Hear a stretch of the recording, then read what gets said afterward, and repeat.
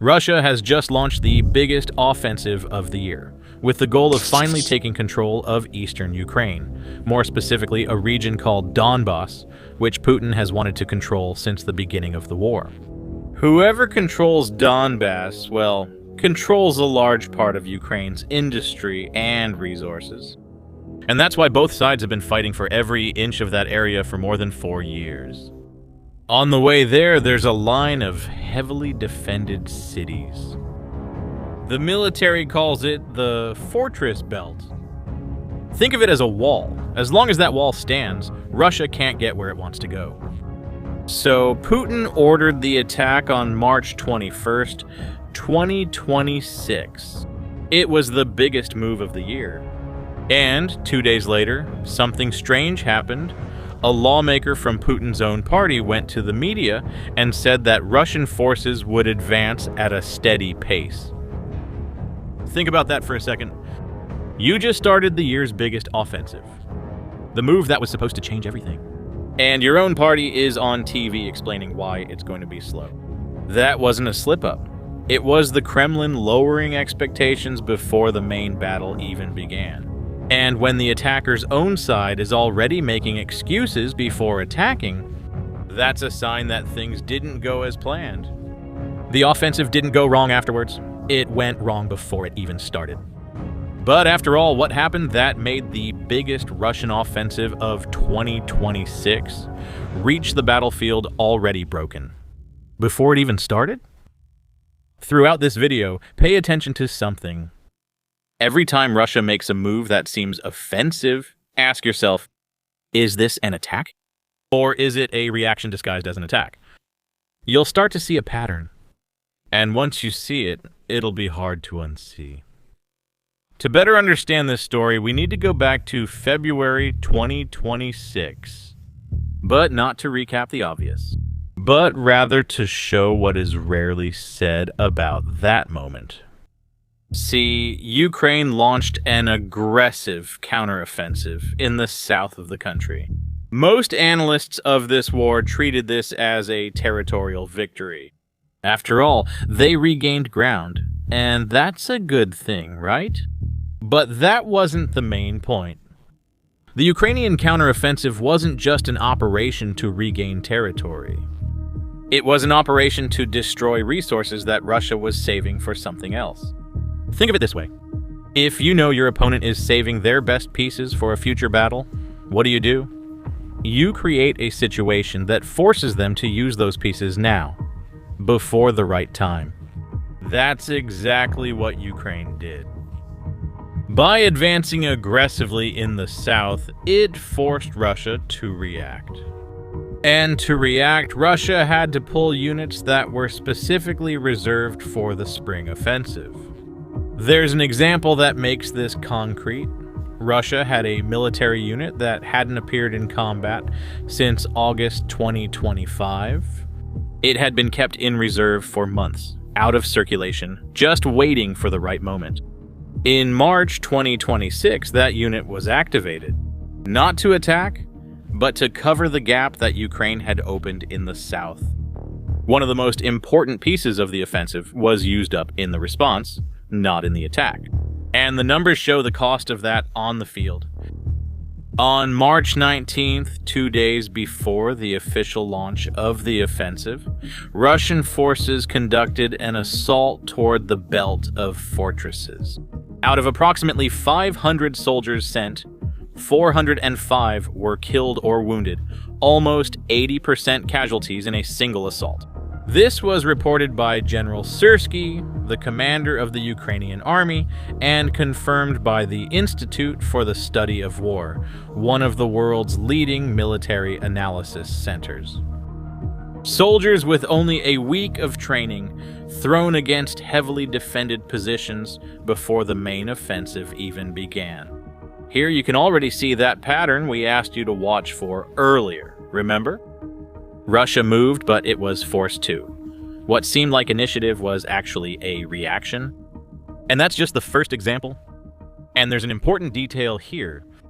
Why is there a clear sign that a military offensive has failed even before it begins? When the army that's supposed to attack starts diverting to defense the same units it had saved for the offensive, it's like a boxer who was protecting his right arm for the final punch and suddenly has to use it to block a punch he didn't expect. When you see that move, the offensive has already been compromised. What comes next is a consequence, not a plan. Russia gave that signal in February, and the March offensive confirmed it. But if the problem were only about troops, maybe Russia could still compensate somehow. What happened in the last week of March, however, hit something that would be even harder to recover. From March 23rd to 27th, Ukrainian drones attacked in succession the two largest oil export ports of Russia in the Baltic Sea, and then the largest refinery in the region. Think of these ports as the faucet through which Russian oil money flows out to the world. Ukraine went there and shut off the faucet. According to Reuters calculations based on market data, the attacks cut about 40% of Russia's total oil export capacity. The agency called it the most severe supply disruption in modern Russian history.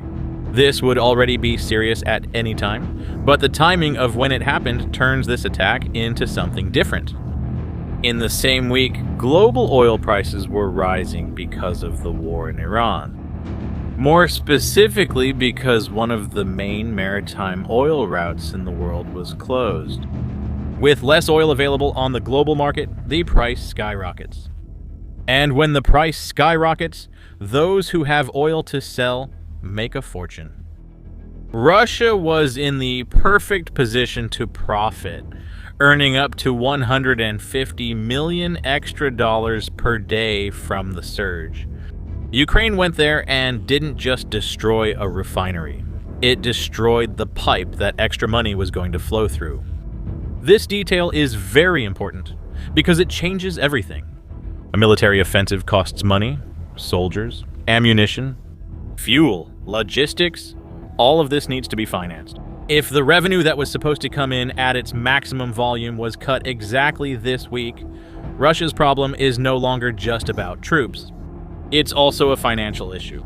And this is where the problems start to pile up. Russia depends on its state-owned railway for almost everything. It moves about 87% of all the country's cargo, including ammunition, fuel, and equipment for the army. Without it, the front stalls. But this railway is broken from within. At the beginning of 2026, the company had accumulated a debt of approximately $52 billion. The worst financial moment in 16 years. Employees are being laid off. Roughly 200 trains are canceled daily. Investments have been cut. And you know what's worse? To survive financially, the railway would need commercial revenue. But the government requires it to prioritize military shipments, which pushes out commercial transport and destroys exactly the revenue it needs to stay afloat. The war needs the railway, but the railway is being destroyed by the war. It's like a worker who needs his salary to pay the bills, but the boss demands that he work for free. The question isn't whether he will stop. It's when. Now comes the piece that ties it all together. On March 24th, Donald Trump publicly said that Ukraine and Russia were close to a peace agreement.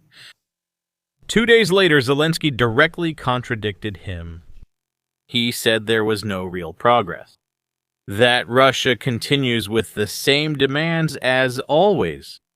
And during all this time, Russia didn't stop attacking. A country that genuinely wants peace doesn't launch its biggest offensive of the year while talking about an agreement.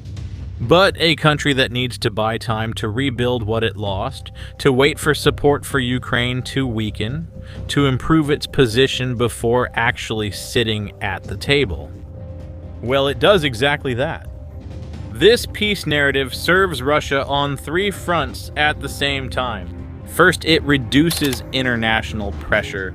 Nobody wants to look like they're against peace. Second, it divides Western support for Ukraine. because some of the public starts to ask why keep funding a war that's almost over.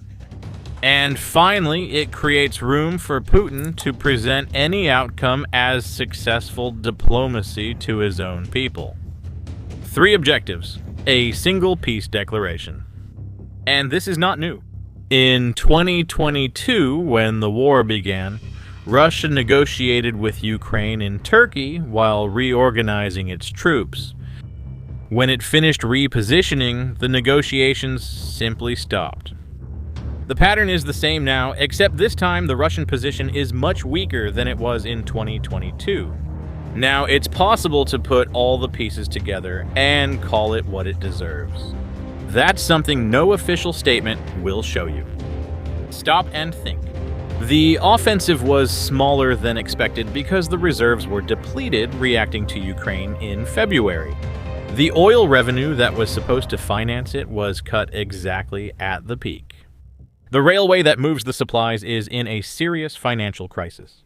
And the peace negotiations, well, they're serving more as narrative cover than as genuine intent to make peace. Everything happening at the same time. Do you know what that's called? Collapse disguised as an offensive. Remember how we started this video? Talking about an army that arrives at the most important battle with less than it had kept in reserve. Now you can see the full picture. This army didn't lose its reserves by carelessness. They were forced to use them before the right time. It reached the decisive moment without what it needed, without money to sustain the advance. And with the railway that would carry the supplies itself in crisis, it is being presented to the world as if it were winning. That's what makes this moment unique. It's not just an offensive that went wrong. It's an entire system that's losing its ability to recover. Collapse isn't when everything falls apart at once. Collapse is when the cracks accumulate too quickly to be fixed. It's when you pull back the arm that should be throwing punches to block, and then you realize the punch is gone. Russia is at that point. It's not in a visible collapse, but it has no margin for error. And the clearest sign of that doesn't come from the battlefield. It comes from within. 53% of Russian citizens want peace negotiations. According to an independent survey from February 2026, and the government has been intensifying its blocking of Telegram, a platform that has almost 96 million users in Russia, with a total blockade planned for April 1st. A platform that Russian government agencies themselves use to communicate is being blocked by the same government. Think about it. Moscow is the capital. It's where the families of officials, politicians, and the people who support this regime live. If you need to hide what's happening from them, from the people who should be on your side, the problem isn't out there anymore. When the narrative and reality diverge so much, one of the two gives in. And narratives don't win battles.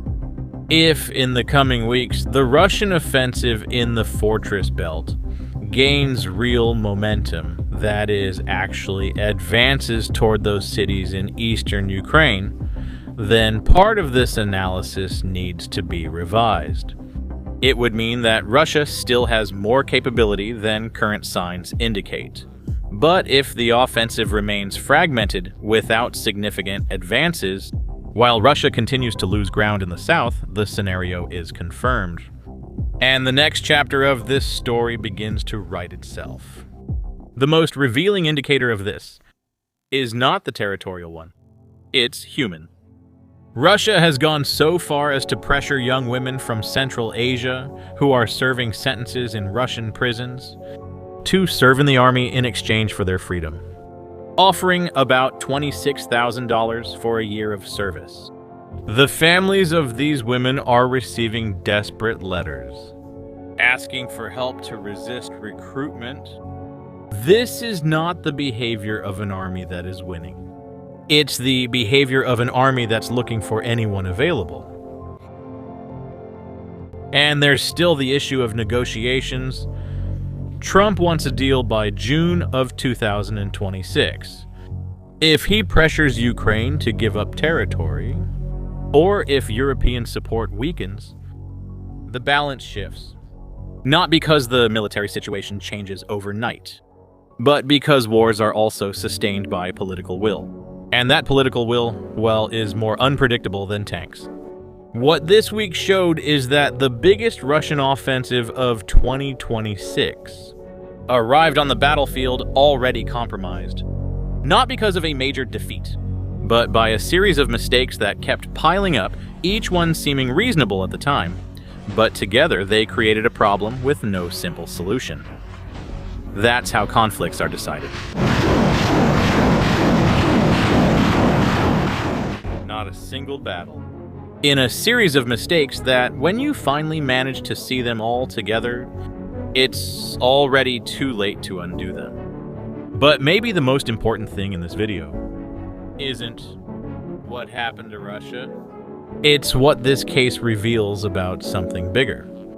Every system of power, when it really starts to lose, tends to do the same thing. It frames every step as if it were part of the plan. It presents the reaction as a strategy. It calls defeat an adjustment.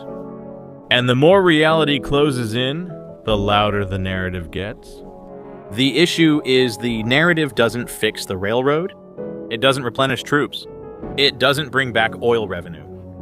At some point, reality catches up. And there's no way to pay. This isn't exclusive to Russia. It's a pattern. And now that you know how to recognize it, you'll see it in other places too. And you, what do you think? Do you believe that Russia still has the ability to turn things around in the coming months? Or was the spring offensive Putin's last big gamble? Leave your opinion in the comments. If this video made sense to you, share it with someone following the conflict. And if you haven't subscribed to the channel yet, now is the time. Every week there's a new analysis. No beating around the bush. See you next time.